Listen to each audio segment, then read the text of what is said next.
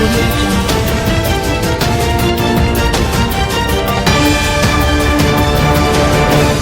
Friends, मैं फरीदा, आप देख रहे समाज की खबरें हिंदी टीवी न्यूज। आइए देखते हैं आज की बड़ी खबरें। याआधी तुम्ही मुख्यमंत्री उपमुख्यमंत्री म्हणून प्रतिक्रिया दिलेल्या आहेत, आता डॉक्टर म्हणून पहिली प्रतिक्रिया काय असेल?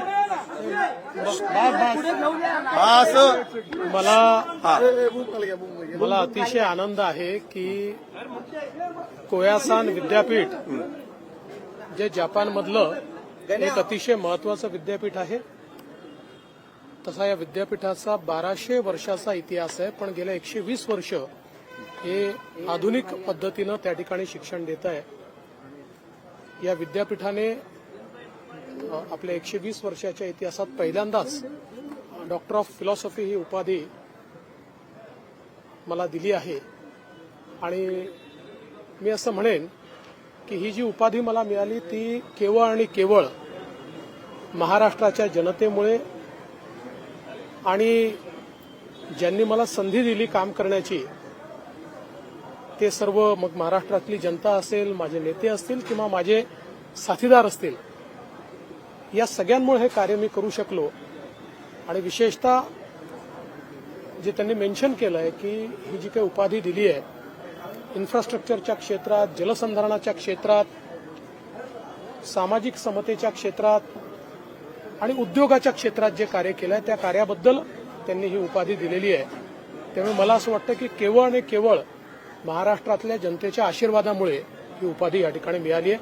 मी ही माझी उपाधी जनतेला समर्पित करतो आणि कोयासान विद्यापीठाचे मनापासून आभार मानतो। सर, एक नवा विचार तुम्ही मांडला की 75 वर्ष महाराष्ट्राला पूर्ण होत आहेत 2035 साली, त्या दृष्टीने तुम्ही कामकाज सुरू केलंय, नेमका काय विचार आहे महाराष्ट्राचा? मुळातच आपण एक गोष्ट नेहमी लक्षात ठेवली पाहिजे की आव्हान आपल्यासमोर असतात, त्या आव्हानांचा सामना करावा लागतो, रोज जे कामकाज आहे ते करावं लागतं, पण कुठेतरी आपली दृष्टी ही भविष्याकडे असली पाहिजे।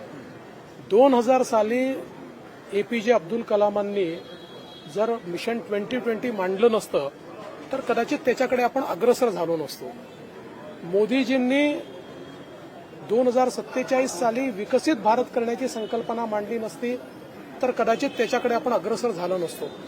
त्यामुळे 2035 साली महाराष्ट्र 75 वर्षाचा होणार आहे आणि त्या 75 वर्षाच्या महाराष्ट्राची काय संकल्पना असली पाहिजे याच्या संदर्भातला विचार, या संदर्भातला अभ्यास हा मी सध्या करतोय आणि निश्चितपणे लवकरच त्या संदर्भात मी आपल्या पुढे देखील आपने महाराष्ट्र की जनता को डेडिकेट किया अपना डॉक्टरेट।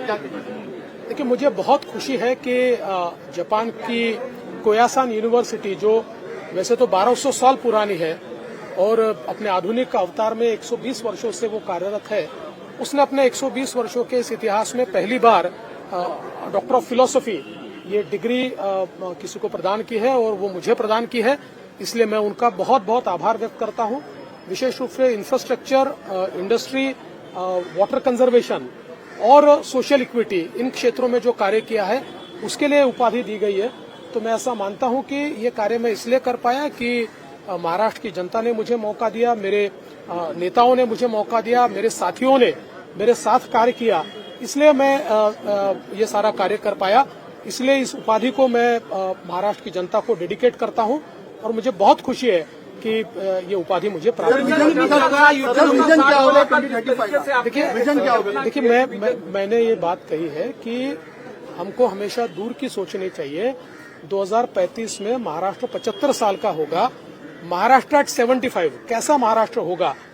अगर सन 2000 में एपीजे अब्दुल कलाम जी 2020 का विजन नहीं रखते तो शायद हम उसकी ओर अग्रसर नहीं होते।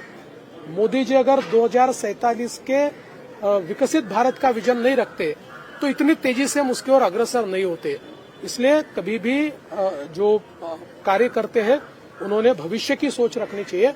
मैं ये प्रयास कर रहा हूं कि 2035 में जब महाराष्ट्र 75 साल का होगा तो कैसा महाराष्ट्र होगा, इसकी एक परिकल्पना हम लोग तैयार करने की कोशिश कर रहे हैं।